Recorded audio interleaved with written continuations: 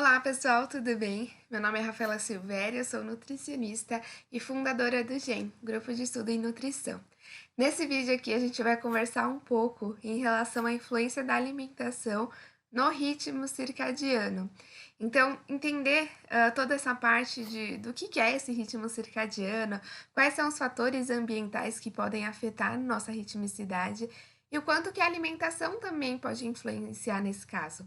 E quando a gente pensa em ritmo circadiano, a gente pode relacionar também com a qualidade do sono, com o tempo, né, de sono, o que é uma questão muito importante. Então, se a gente pode ajudar o nosso paciente, que frequentemente eles vêm se queixando dessa questão de insônia, né, de privação de sono, isso é interessante a gente saber, bom, o quanto que a alimentação vai ajudar ou está piorando aí nesse quadro. Então, eu espero que vocês gostem da aula, que vocês saiam com mais conhecimento, com mais dúvidas aí, para a gente estar sempre estudando. Então, vamos lá. Eu vou trazer um pouquinho para vocês em relação a essa ritmicidade circadiana, como eu disse, o que está relacionado com a cronodisrupção, né? Então, a influência ali nesse ritmo, a alimentação nessa questão e como que a gente pode melhorar o sono a partir dos nutrientes, a partir do alimento. Então, para a gente começar, vamos entender o que é essa cronobiologia. Nada mais é do que o estudo da organização temporal dos seres vivos. Então, são expressos, né, vários comportamentos que controlam e um controle da nossa fisiologia dependendo de uma questão ambiental. Então, a gente vai conversar mais quais são os fatores sincronizadores do nosso organismo e esses fatores acabam se comunicando com o nosso organismo para que então ele tenha ali uma adaptação, seja no comportamento ou seja em toda a fisiologia relacionada a controle de temperatura, a secreção hormonal. Então a gente tem diversas funções fisiológicas que dependem sim da nossa questão ambiental, do momento do dia, da estação do ano. Então eu gosto muito desse assunto. Foi o assunto da minha iniciação científica, então eu sou apaixonada por estudar isso. Para mim, tudo que a gente vai aprendendo sobre isso vai fazendo sentido e eu acho incrível. E aí, então, essa relação, essa recorrência periódica se dá o nome de ritmos biológicos. A gente tem vários ritmos biológicos, né? Então, aquele que dura 24 horas, aquele que tem um ciclo de um mês, né? Então, tem outras nomenclaturas. Então, até quando a gente pensa em um ciclo menstrual que tem ali duração de cerca de 28 dias, um mês, a gente tem um outro tipo de ciclo. Então, faz parte aí dessa questão de recorrência periódica. E é muito importante a gente entender isso quando a gente lidar, quando a gente estuda o organismo humano. Então, existe toda essa questão de que o organismo ele recebe uma comunicação do ambiente. Então, nada mais é do que os fatores ambientais, eles vão ajustar o período e a fase dos osciladores endógenos, que são chamados de agentes sincronizadores ou Zeitbaggers também. Não sei muito bem como fala. E aí, então, são esses fatores ambientais que vão sincronizar o nosso organismo. O principal que a gente tem, que a gente fala, é a presença ou ausência de luz. Então, dia ou noite. O nosso organismo, ele reage, né? Ele tem funções diferentes frente ao horário do dia. Então, provavelmente vocês já ouviram falar do hormônio melatonina, em que só é produzido enquanto a gente está dormindo. Então, na ausência de luz, é possível produzir a melatonina. Quando existe a presença de luz, a gente não consegue produzir melatonina. Quer dizer que o fator ambiental influencia sim na nossa fisiologia. E aí a gente vai começar a pensar, tá? A gente já sabe que presença de luz, ausência de luz influencia na fisiologia, no comportamento humano. O alimento também tem essa influência. Então, isso é muito importante aí para a nossa ação em todas as questões, né? Então, não só quando a gente fala de sono, mas quando a gente lida com uma pessoa que quer emagrecer, uma pessoa que tem que controlar a ansiedade, uma pessoa que quer melhorar o rendimento no esporte. Então a gente tem que entender assim todos esses fatores fisiológicos e como que o ambiente está influenciando beneficamente ou maleficamente aí no organismo dela, tá? Então é uma área bem interessante. E aí, atualmente, né, tem uns anos já que se fala muito da crononutrição. Então, a crononutrição, ela envolve não apenas como o momento da ingestão vai influenciar ali no ritmo circadiano, vai afetar o metabolismo, né, a saúde, mas também como a nutrição em relação à quantidade, à composição, né, então macronutrientes, micronutrientes, o quanto que isso também pode influenciar ali no nosso relógio, né, nesse ritmo circadiano. Então isso é muito interessante, porque antigamente se falava muito, né, quando se pensava nessa questão, na relação do timing, né? Então, o momento de ingestão influencia ali no organismo. Mas não só isso, né? Então, toda a composição também pode influenciar nesse relógio que a gente apresenta. Então, vamos entender bem basicamente como que ocorre essa comunicação. Então, basicamente, a gente já viu que a presença e a ausência de luz exerce uma influência importante aí nessa sincronização. Então, nada mais é que ocorre sinalizações, né, direto no núcleo supraquiasmático. Então, que seja, por exemplo, na presença de luz, vão sinalizar reações diferentes. Então, lembra que eu falei da melatonina? Então, se a gente está no momento noturno, numa ausência de luz, essa sinalização vai acontecer para ativar a glândula pineal, para então produção de melatonina e diversas outras reações. Assim como a presença de luz vai sinalizar, né, por diversas vias de sinalizações nervosas, o núcleo supraquiasmático, e aí ocorre consequentemente por várias vias a ativação de clock genes. Então, são relógios periféricos, que a gente chama, que vão determinar diversas ações aí do nosso organismo também, tá? Então, bem basicamente para a gente entender, para se tornar isso mais prático para a gente.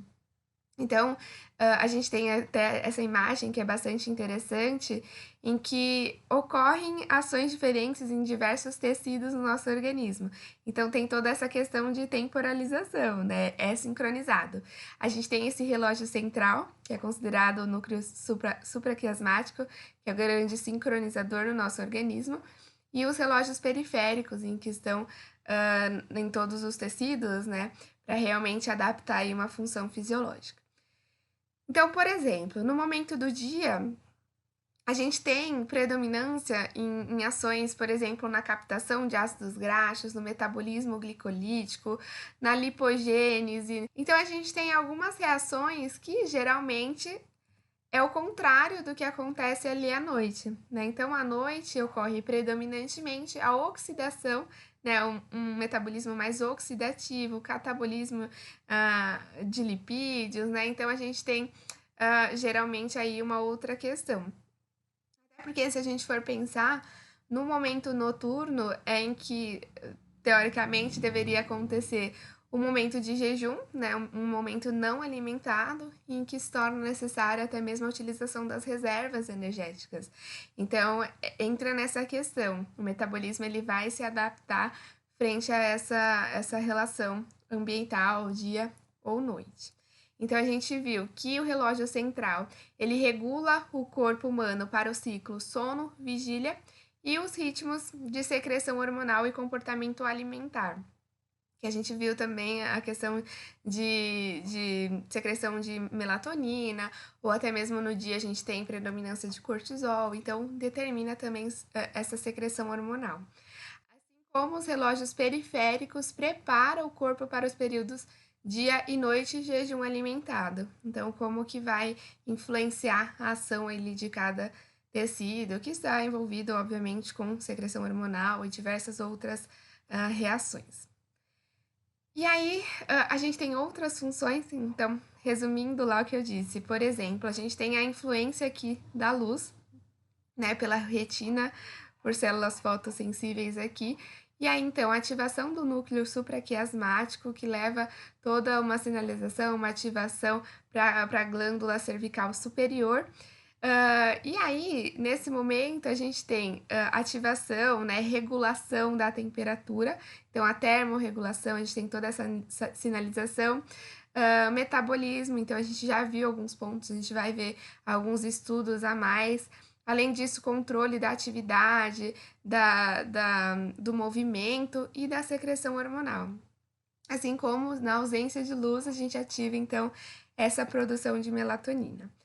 E aí, a gente tem também, além da luz, que vai ativar aí, que vai influenciar, né, nesses relógios central e nos relógios periféricos, a gente tem a influência da alimentação e da atividade física também. Então, dependendo dessa condição, vai ativar, né, produção de melatonina, produção de cortisol, essa questão de controle da temperatura e vai determinar toda a fisiologia. Então, pensando assim, em uma pessoa que acabam consumindo mais alimentos no período da noite ou praticando exercício físico no período da noite, isso pode, levar a uma influência nessa ritmicidade circadiana, podendo até resultar numa cronodisrupção. Então, basicamente, o nosso organismo entende que o período alimentado, a presença de luz, e o período ativo, né, com a realização de exercício físico, deva ocorrer no período dia, né, então no dia mesmo ambiental.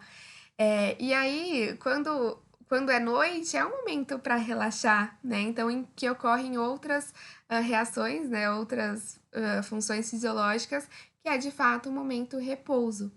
E aí a fisiologia ela é adaptada para isso. E quando a gente tem a presença de luz artificial, então hoje em dia é característico da população ficar às vezes até tarde no computador, ficar com o celular e dormir, né, com o celular na cara em que tem aquela luz artificial, isso pode sim influenciar nessa questão do ritmo circadiano. Até mesmo, o treino à noite também é uma coisa que vem se predominando entre a população, né, por uma questão de excesso de atividade, as pessoas estão trabalhando até tarde e aí sobra um tempo para treinar, é à noite, acaba comendo, né, se alimentando muito tarde, então isso sim pode levar a um prejuízo nessa sincronização aí. Então todos os relógios eles devem estar sinalizados com o relógio central. Todos os relógios coordenam a secreção hormonal ao longo do dia.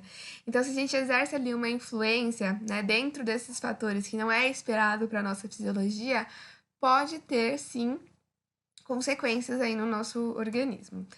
E aí a gente consegue observar a partir dos estudos, eu vou trazer alguns aqui, o quanto que esse sistema circadiano, né, toda essa questão de sincronização, comunicação, ambiente, organismo, pode influenciar em questões quanto à tolerância à glicose, né, a influência na glicemia, na insulina pós-prandial, na secreção, sinalização de insulina, no gasto energético e diversas outras questões relacionadas ao metabolismo. Então, tem muitos estudos atualmente mostrando essa influência nesse sistema circadiano no metabolismo.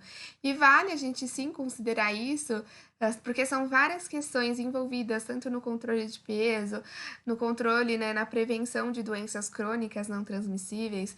Então a gente tem que observar isso. Será que de uma maneira crônica não vai resultar num grande prejuízo à saúde desse indivíduo?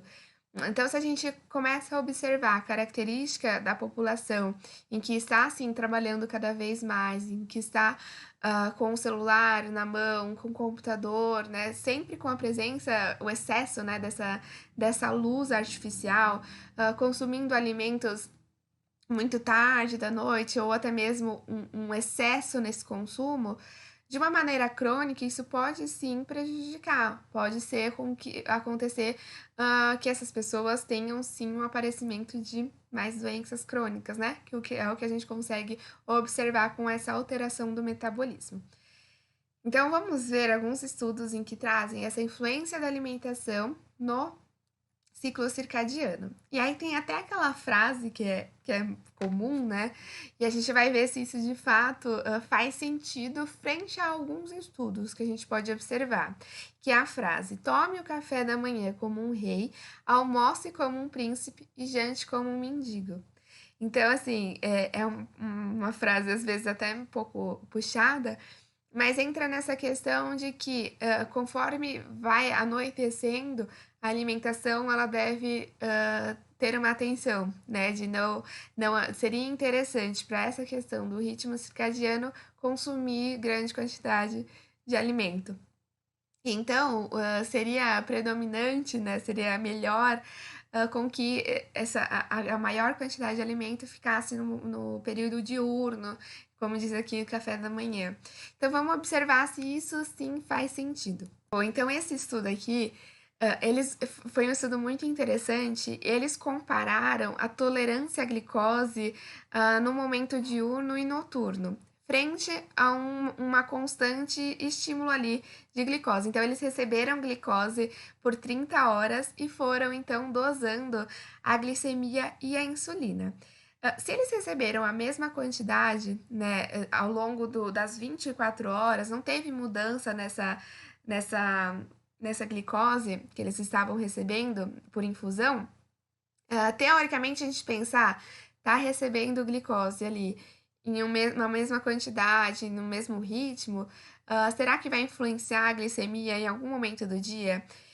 Ou até mesmo a insulina, né, a secreção de insulina vai influenciar? E aí o que eles observaram é que sim, né? Então, em uma questão contínua de glicose na mesma quantidade, no momento aqui mais diurno, ocorreu até um aumento nessa glicemia, né? Então, a glicose plasmática que a gente tem aqui. Então, aumentou sim a glicemia, assim como exerceu uma influência nessa insulina plasmática também. Ou seja, pode influenciar esse metabolismo, né, essa questão, glicemia, insulina, de repente a sinalização de insulina, através do momento do dia. Então a gente tem que começar a pensar se isso realmente a gente tem que mudar no nosso paciente, se isso é importante.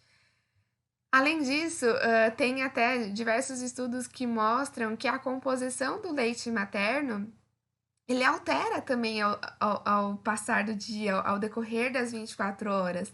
Então, basicamente, no momento diurno, o leite materno ele é mais rico em magnésio, em zinco, sódio, potássio, enfim, alguns minerais que são importantes, né, para essa criança.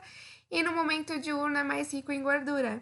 Então, olha só como a questão ambiental vai influenciar até na composição do leite materno, visando, obviamente, a criança ali, né? A saúde, o que essa criança também precisa ao longo do dia. Então é muito interessante a gente pensar dessa forma. E aí tem a cafeína, né? Então é comum as pessoas consumirem café, né? Pela questão da cafeína, para se manter acordado. Ou até mesmo a suplementação de cafeína, não só quando a gente pensa no esporte, mas tem pessoas que acabam consumindo para ficar acordado. Então, pensando em trabalhadores, por turno, né, que acabam ficando o período noturno acordado, será que de fato a cafeína ela exerce uma influência ali, ela tem um papel de prolongar o período circadiano? E aí essa meta-análise analisou esses estudos, né, e buscou analisar, avaliar os efeitos da cafeína na prevenção de lesões causadas pelo comprometimento da atenção em pessoas com jet lag ou distúrbio no trabalho por turno. Então, buscaram analisar se de fato a cafeína pôde ajudar ali o comprometimento de atenção nos trabalhadores por turno que, teoricamente, sentiam mais sonos nesse período. E aí eles viram que a cafeína ela pôde reduzir o número de erros e melhorou o desempenho cognitivo desses trabalhadores. Então, ela pode ser sim uma intervenção eficaz para melhorar o desempenho desses trabalhadores. E não há razões para indivíduos saudáveis que já usam cafeína dentro dos níveis recomendados para melhorarem sua atenção parar de fazer, né? Então, pode ser uma estratégia de que sim, por esse estudo, né, e tem alguns outros que já é bem esclarecida a questão da cafeína, que desde a da questão da percepção de cansaço, né, que é para um outro mecanismo, ela tá influenciando aí também essa prolongação do ritmo circadiano, então melhorou essa questão de atenção, no momento noturno em que a pessoa deveria estar dormindo. E é uma questão de trabalho também, né, então as pessoas necessitam desse trabalho, trabalham por turno, é a condição que ela tem. E aí, esse outro estudo comparou a cafeína também, mas a influência no sono em comparação também à presença de luz. Então, foi um estudo duplo cego, ou seja, todos os participantes passaram por essas mesmas fases de intervenções, que eu vou mostrar aqui, são essas quatro da imagem. Um estudo controlado por placebo com duração de 49 dias. Então, eles investigaram como a cafeína noturna influencia a fase circadiana em comparação à exposição de luz noturna, né? Então, foi assim. Eles ingeriram, né, café em algumas fases do estudo, café 3 horas antes de dormir. E aí, teve uma fase em que era placebo, então eles foram dormir, não tinha presença de luz, nem o consumo de café. Em uma outra fase, eles consumiram o café 3 horas antes de dormir, então, e a gente já viu que a cafeína exerce uma influência aí, pelo outro estudo, né? E eles consumiram café, mas não tinha presença de luz. Não tinha presença de luz branca, que a gente viu que também é um ativador, né, desse ciclo. E aí teve uma outra fase em que tinha, assim, a presença de luz branca, mas não tinha café. E em uma outra fase, tinha tanto a presença de luz quanto o consumo de café. E o que eles viram? Que no período ali em que se consumiu café, sem se considerar a presença de luz, houve um atraso de 40 minutos nessa fase, né? Nesse ritmo circadiano aí, no período que a pessoa vai dormir. E quando teve o café mais a presença de luz, ocorreu um atraso de fase de 105 minutos. Então, o café e a luz exerciam uma influência muito mais marcante ali nessa questão dessa fase, né, da fase circadiana nesses indivíduos. Então, a gente tem que levar em consideração, quando a gente visa qualidade do sono, né, esse controle da ritmicidade, desde do consumo de café e de alimentos que contenham cafeína e da presença de luz também. Lá mais para frente a gente vai falar da higiene do sono, que entra também nessa questão. E aí esse estudo também é legal, que considera um alimento, né, que é bem comum no Brasil, e vários estudos já mostraram que o kiwi, ele tem muitos compostos, né, compostos bioativos, compostos que são bons, com a ação antioxidante, e benefícios para o tratamento de distúrbio do sono. E aí esse estudo buscou avaliar de fato essa influência na qualidade do sono. Então, avaliou os efeitos do kiwi, incluindo o início, a duração e a qualidade do sono. Então, em 24 indivíduos, né, adultos saudáveis, eles consumiram 2 kiwi 1 hora antes de dormir todas as noites, com uma duração de 4 semanas. E aí ocorreu, né? Eles analisaram por diários, né? Então os próprios participantes iam relatando ali, e também por relógios registradores de atividades, para avaliar esses parâmetros subjetivos e de mensuração ali da qualidade do sono. E como resultado, eles viram que após 4 semanas, o consumo desse kiwi é uma estratégia fácil, né? Não é um remédio, nada. É um alimento que é gostoso, muitas pessoas gostam, então é uma estratégia legal para a gente melhorar o sono. E que, de fato, esse estudo observou que houve uma melhora significante nessa qualidade do sono. O tempo total de sono e a eficiência do sono aumentaram significativamente. Então é interessante. A gente consegue observar aqui, né, nessa tabela do estudo, em que de fato houve um aumento no tempo de sono. Então, melhorou a qualidade do sono, o tempo de sono, por essas duas análises de relato e pelo relógio, né, mais objetivo, essa mensuração objetiva.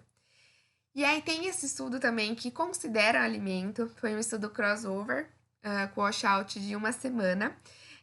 E esse estudo mostrou que, apesar da melatonina ela ser produzida pela glândula pineal, então nós produzimos melatonina, mas foi identificado também que algumas plantas também produzem a melatonina, né? Então, é chamada de fitomelatonina.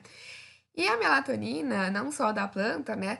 Ela é considerada um grande antioxidante por sua estrutura química. E aí, então, ela pode retardar o desenvolvimento de algumas doenças. Então, já é bem esclarecido essa ação dos antioxidantes, né, no controle de doenças crônicas, na prevenção, enfim, tem toda essa questão. E esse estudo buscou analisar exatamente isso, né? Então, testou se o consumo de frutas ou sucos de frutas contendo melatonina influenciaria na concentração sérica de melatonina e no status antioxidante.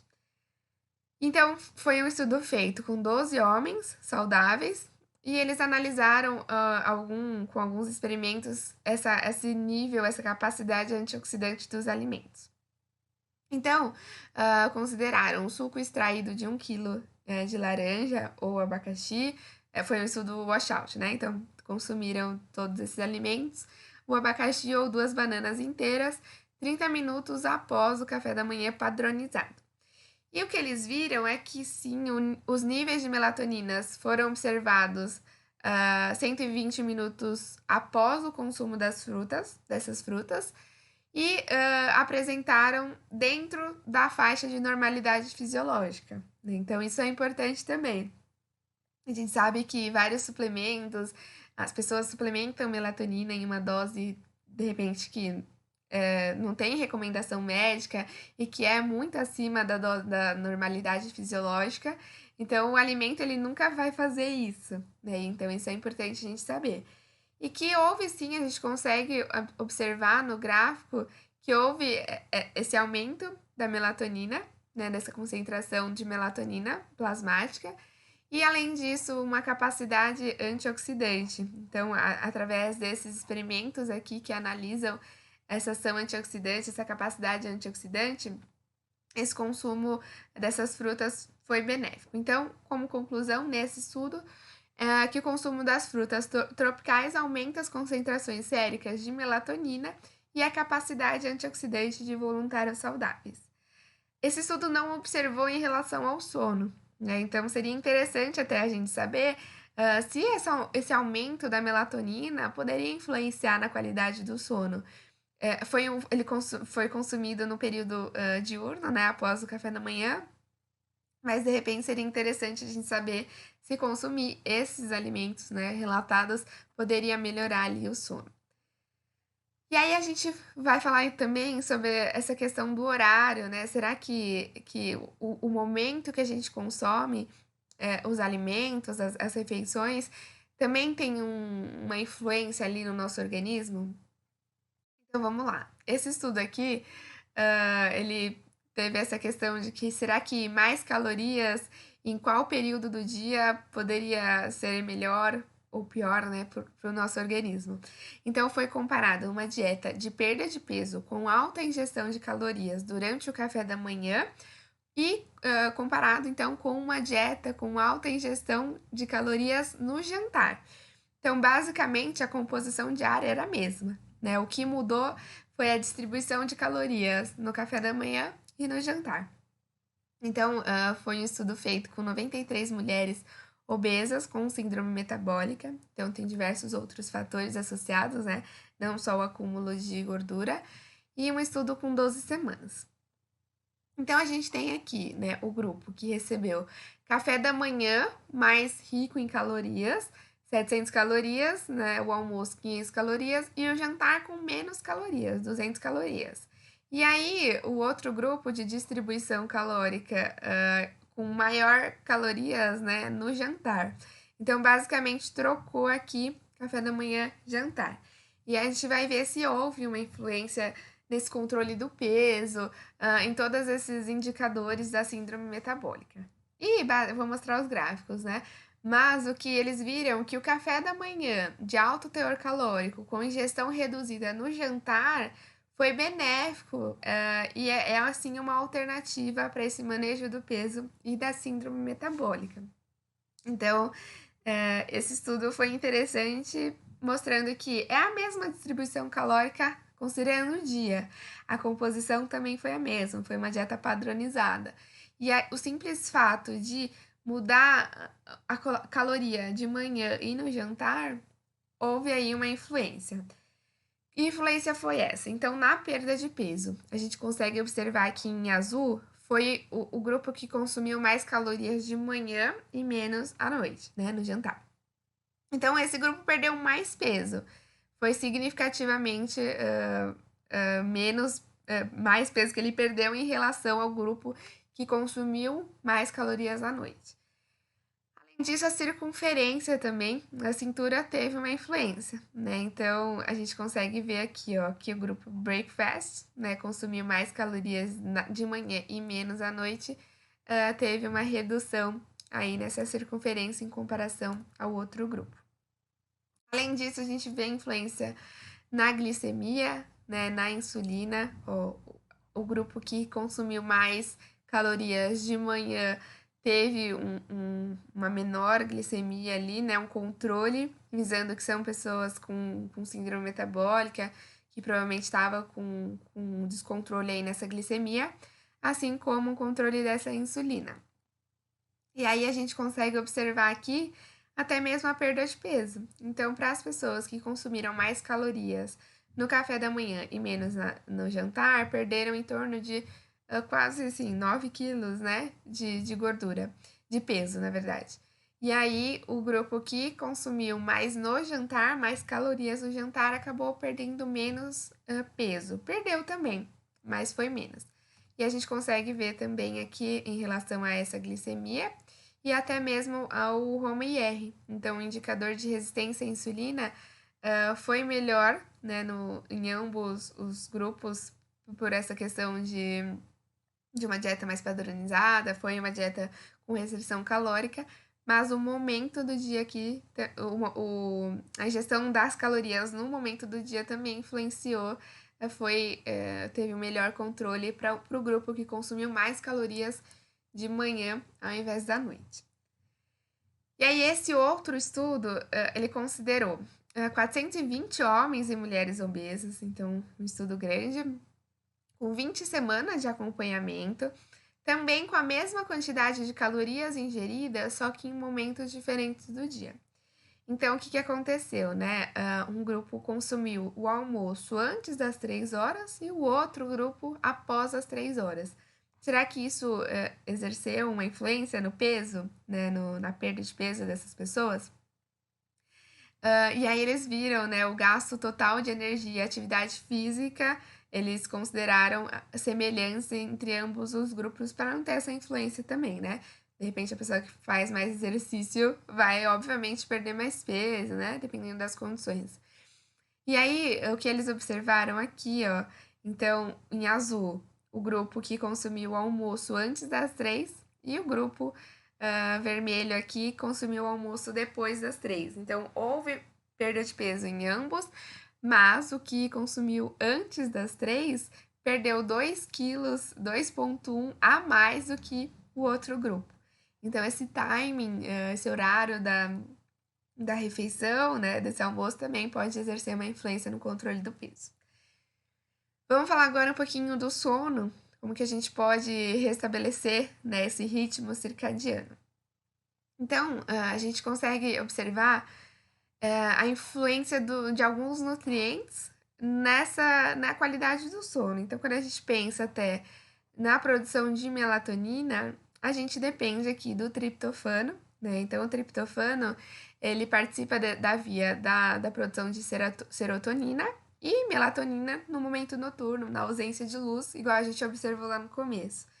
E aí, então, a gente vê aqui que faz parte dessa via. De repente, se não tiver uma boa ingestão de triptofano, será que vai influenciar nessa questão?